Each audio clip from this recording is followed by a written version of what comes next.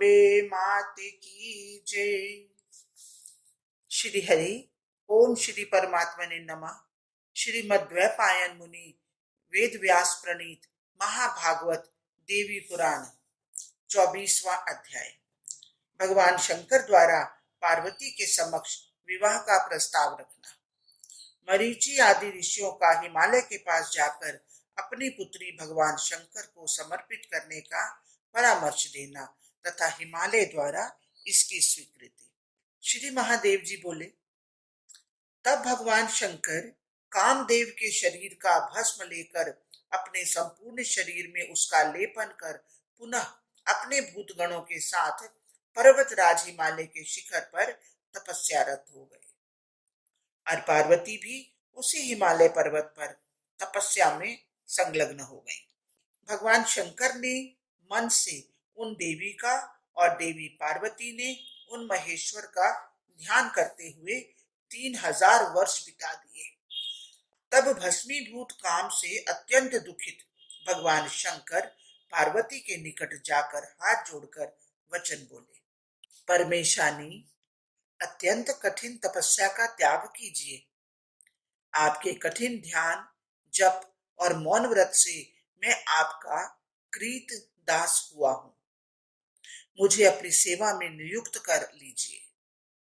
पर्वत सुता शिवा, यदि आप मुझ पर प्रसन्न हैं तो अपने अंग मार्जन में, हार, केयूर पहनाने में तथा अलक्त आदि राग द्रव्यों से सम्मान पूर्वक अंगों को अलंकृत करने में मुझे नियुक्त कीजिए। मैं देह में स्थित भस्मीभूत कामदेव से अत्यंत जलाया जा रहा हूं। महादेवी, कामदेव से मेरा उद्धार कीजिए। आप सबकी कठिन पीड़ा को हरने वाली हैं। आप अभीष्ट वर देने वाली दुर्गा हैं। जो आपका आश्रय ग्रहण करते हैं उन्हें कभी दुख होता ही नहीं। मैंने भक्ति भाव से सभी प्रकार से आपका आश्रय ग्रहण किया है। महादुर्गे, कामरूपी सागर के मध्य से मेरा उद्धार कीजिए। दयामयी, जिस प्रकार आप अपने स्मरण करने वाले भक्त को मोक्ष प्रदान करती हैं, उसी प्रकार कृपा करके मेरा इस कामरूपी समुद्र से उद्धार कीजिए। ऐसी प्रार्थना करने पर लज्जा से सिर झुकाई हुई मुस्कान भरे मुख वाली शैलपुत्री पार्वती अपनी सखी को संबोधित करते हुए भगवान शंकर से इस प्रकार बोली, मैं पिता के द्वारा बिना दिए इन्हें कैसे प्राप्त हो सकती हूँ। पिता के द्वारा संप्रदान करने पर ही भगवान शंकर विधि पूर्वक मेरा पानी ग्रहण करें। महेश्वर, किसी बुद्धिमान व्यक्ति के द्वारा अपने विवाह के लिए अपना अभिप्राय मेरे पिता पर्वतराज को बताएं। ऐसा कहने पर त्रिलोचन भगवान महादेव ने कामासक्त होते हुए भी गिरिराज पुत्री के वचन को तथ्य युक्त माना। तदंतर प्रफुल्लित कमल के समान मुख वाली वे भगवती सखियों से घिरी हुई शीघ्र ही पिता के घर चली गई। पार्वती के आने की बात सुनकर गिरिराज अकस्मात उठ पड़े और आकर उनको गोद में लेकर पुर के मध्य में ले आए। महारानी मैना ने वहां आकर अपनी बाहों से पुत्री का आलिंगन कर अश्रुपूरित नेत्रों से परम आदर पूर्वक उनके मुख का चुंबन किया और कहा, माता, आप मेरे प्राण के समान पुत्री हैं। आपके वियोग से मुझ मरी हुई को इस समय जीवित कीजिए। गिरिराज पुत्री पार्वती के मैनाक आदि सभी भाई बंधु बांधव और अन्य लोग उन्हें देखकर हर्ष से भर गए। उनकी सखियों ने शंभु द्वारा पार्वती विषयक चेष्टाओं को वन में जैसा देखा था वैसा पर्वतराज हिमालय को बता दिया। मुनि श्रेष्ठ, गिरिराज उन बातों को सुनकर अपनी पुत्री पार्वती के विवाह के लिए भगवान शंकर के प्रस्ताव की प्रतीक्षा करते हुए महान हर्ष से भर गए। भगवान शंकर पाणी ग्रहण का निश्चय करके अपने प्रमथ गणों के साथ हिमालय के शिखर पर रहने लगे। तदंतर भगवान शंकर ने अपना अभिप्राय गिरिराज से बताने के लिए मरीचि आदि सप्तर्षियों का स्मरण किया। तब वे मरीचि आदि महर्षिगण उसी क्षण वायु से उड़ाए गए मेघों की भांति भगवान शंकर के समीप पहुंच गए। उन्होंने देवाधिदेव महादेव को प्रणाम करके उनसे पूछा, भगवान, आपने हम लोगों का किस लिए स्मरण किया, बताइए। मुनि पुंगव, तब काम से निर्दग्ध हृदय वाले भगवान महादेव ने मरीचि आदि मुनियों को पृथक पृथक संबोधित करके कहा, मुनि श्रेष्ठ मुनियों, संपूर्ण विश्व के कल्याण के लिए और संतान वृद्धि के लिए आज मेरी विवाह करने की इच्छा हो रही है। जब से दक्ष तनया सती अपनी माया से मुझे छोड़कर चली गई हैं, उसी समय से ही हृदय में उसका ध्यान करके मैं तपस्या में संलग्न हूं।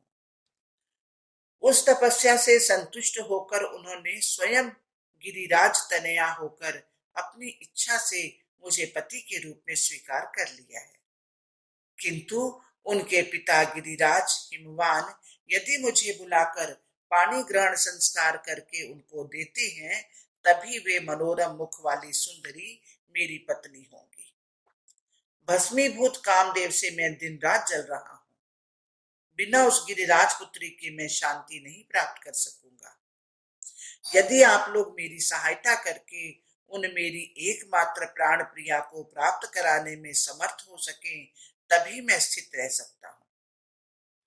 ऋषिगण बोले, देव प्रभु, जो करणीय हो वैसी आप हमें आज्ञा दीजिए, उसी प्रकार हम लोग प्रयत्न करेंगे। इससे बढ़कर हम लोगों का कौन सा कार्य हो सकता है।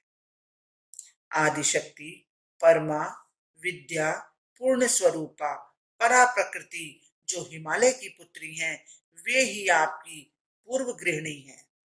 शिव हिमवान निश्चय ही अविलंब अपनी पुत्री पार्वती आपको दे देंगे। इस कार्य में हम लोग तो केवल निमित्त मात्र होंगे।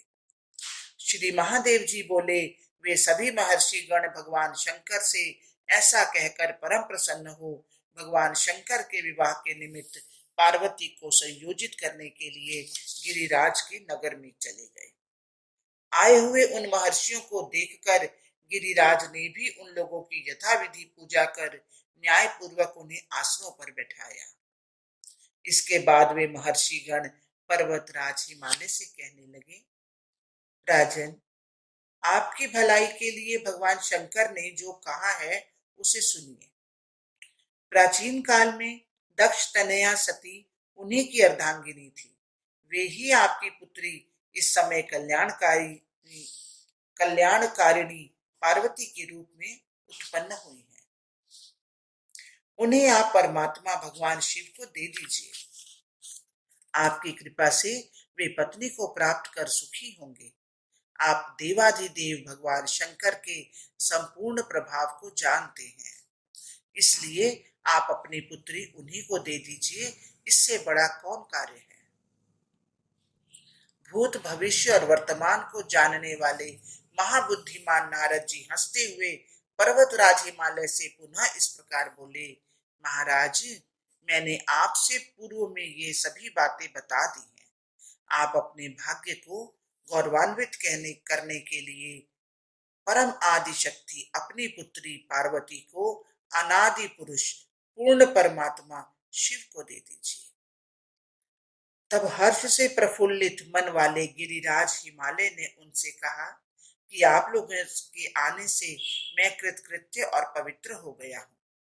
सभी लोग जिन चंद्रशेखर को देवाधिदेव कहते हैं, वे संसार के सृष्टि, पालन और संहार करने में सक्षम हैं।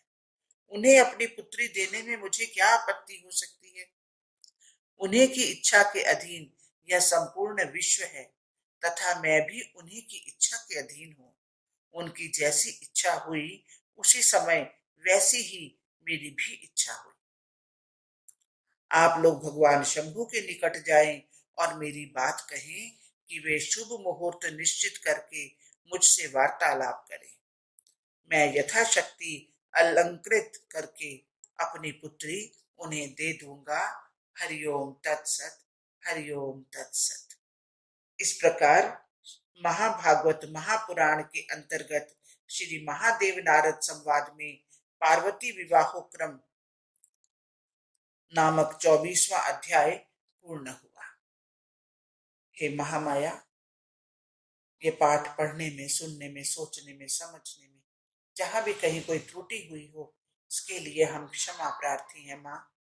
जो कुछ पढ़ा गया, सुना गया, सोचा गया, समझा गया, सब कुछ श्री कृष्ण अर्पणमस्तु। हे कृष्ण, आप इसे स्वीकार करें। जय जय श्री राधे, जय जय श्री राधे, जय जय श्री राधे।